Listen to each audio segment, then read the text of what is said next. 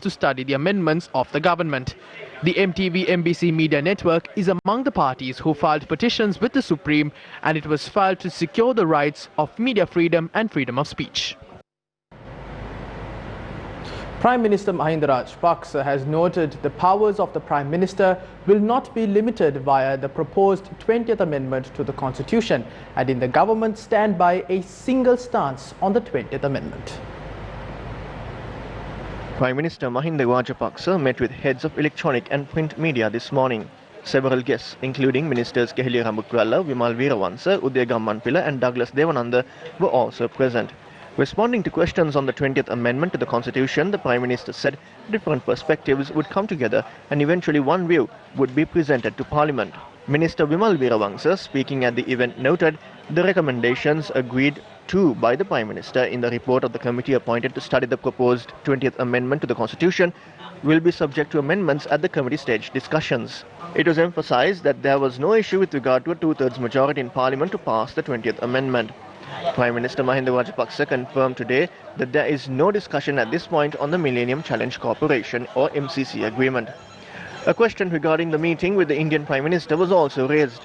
Responding to this, Minister Keheliya Rambukwalla said that only the Tamil people would bring a new constitutional amendment that would fulfill the aspirations of all the people of the country. It was revealed during the discussion that the Prime Minister of India also agreed to the proposal made to discuss the fisheries issues with the Chief Minister of Tamil Nadu. Speaking to the heads of media institutions in Colombo, the Prime Minister added an apartment complex with 100 housing units will be constructed in each electorate. An excise regulator involved in drug trafficking has been arrested. The police special task force said that a controller attached to this Jayawardhanapura excise raid unit of the excise department has been arrested over the matter. According to intel received by STF intelligence officers, a raid was carried out yesterday in the Kosgama Kaluagala area. The police special task force said that a vehicle travelling from Hangwalla to Labugama was searched and a person was arrested with a stock of illegal narcotics named Mandy. Another person has been arrested in the Pathgama area in Hangwalla for allegedly aiding and abetting the smuggling of these drugs. The suspect had been given the stock of narcotics on the 23rd of this month by an excise officer. Accordingly, the STF stated that the relevant excise controller was arrested. The amount of Mandy drugs seized by the STF during the raid was 653 grams and 380 milligrams, and its value was close to 10 million rupees.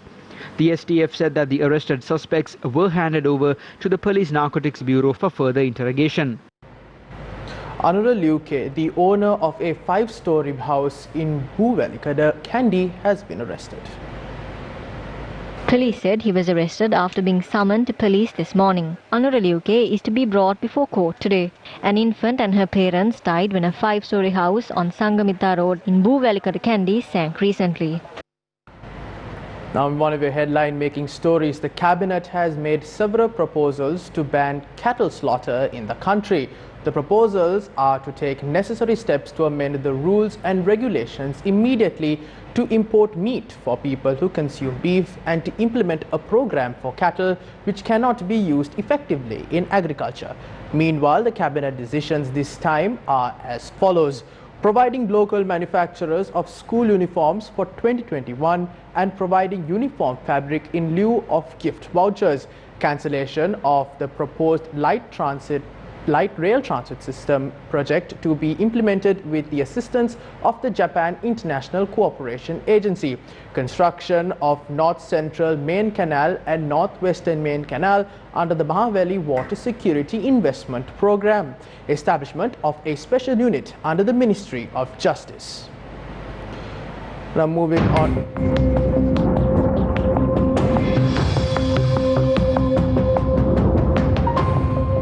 Now, in a weather update this afternoon, the Department of Meteorology said that heavy showers exceeding 75 millimeters are expected in the western, Sabargamua, central provinces and in the Gaul and Matale districts.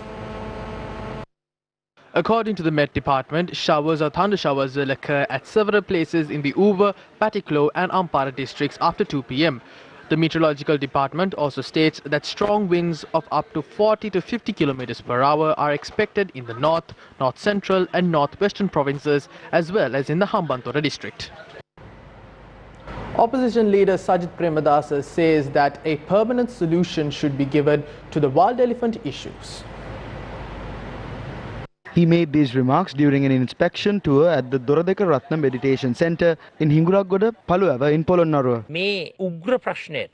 This government should give sustainable solution to this major problem. This government cannot run away from this problem. Even though committees and special programs were made, those have not been implemented properly. Day by day, human and elephant lives are being lost. A sustainable solution is needed in this country to protect humans and elephants. I would like to state that a quick and sustainable solution will be provided through the parliament from the Samagi Jana Balawegaya.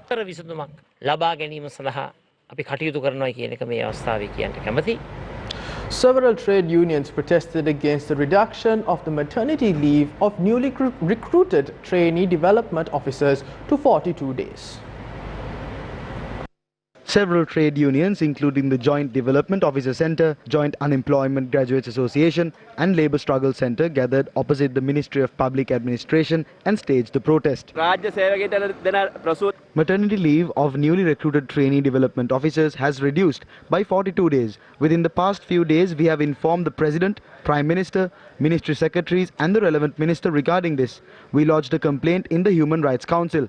The Ministry Secretary is in the awkward position of not being able to retract his decision. We all know that state and private institutions have a 84-day maternity leave.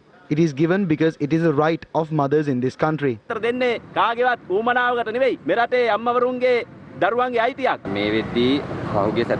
is the maternity leave of the graduates recruited on September 2nd that are reduced. This cannot be justified at any level. So we would like to inform the President and the Prime Minister to immediately dismantle this decision. This is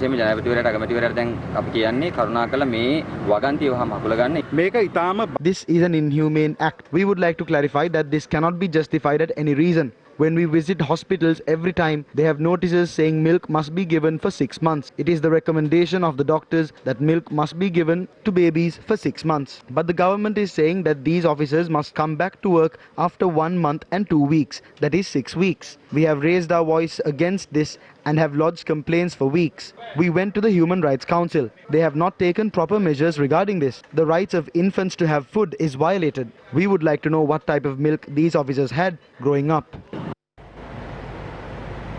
Today is the final day of the 5th edition of the Gamma the Door-to-Door initiative.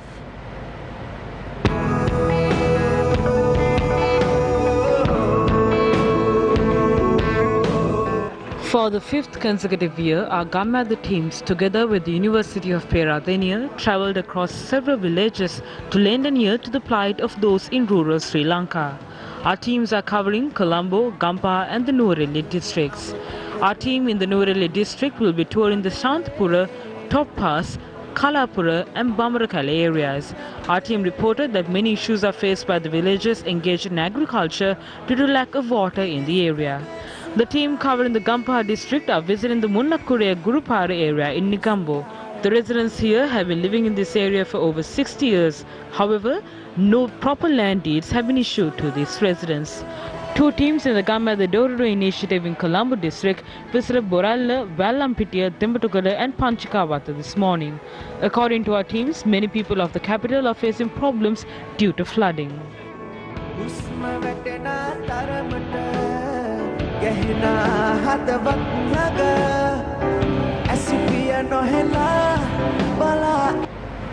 The police in Anuradhapura have arrested 5 suspects for stealing goods worth nearly 5 million rupees. Police said that these suspects have broken into many business centers in different areas since last year.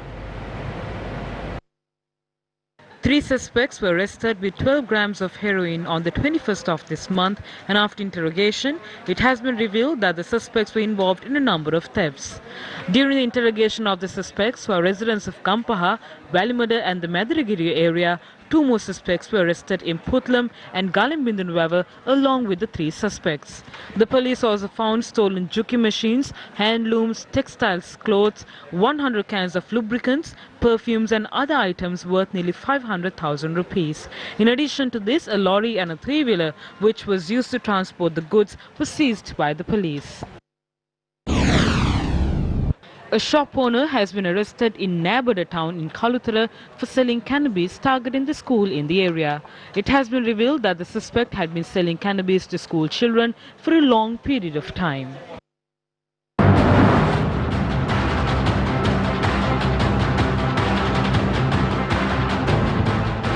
Now, according to reports released by US media, US President Donald Trump has avoided paying federal income taxes for 10 out of the 15 years since the year 2000, as he reported significantly less earnings than he actually made. Several US media outlets have released reports on Trump's tax invasion on their main web pages, saying that Trump did not pay federal income tax for 10 out of the 15 years starting from the year 2000 because he reported far more losses than he earned. The report also noted that Trump paid only $750 in federal income tax in 2016, the year he won the presidential election, and 2017, his first year in office. It's totally fake news, made up, fake. We went through the same stories. You could have asked me the same questions 4 years ago. I had to litigate this and talk about it. Actually, I paid tax, and you'll see that as soon as my tax returns. It's under audit. They've been under audit for a long time. The IRS does not treat me well. They treat me like the Tea Party, like they treated the Tea Party. They treat me very badly. Meanwhile, Donald Trump said he was looking forward to the debate as Democrats seized a fresh line of attacks on the eve of the first presidential election debate, accusing Trump of gaming the system after a report showed he paid paltry amounts of federal tax in recent years.